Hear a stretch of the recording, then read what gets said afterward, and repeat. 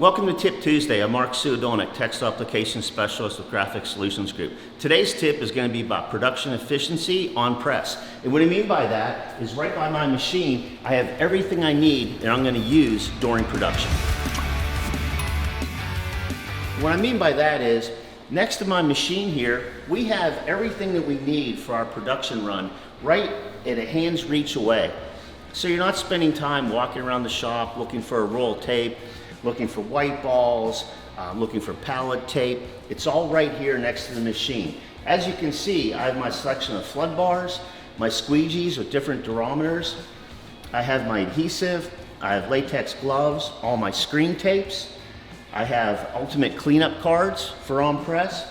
I have my hand scrub white balls and my dry ones, as well as spray bottle press wash for wiping off a screen.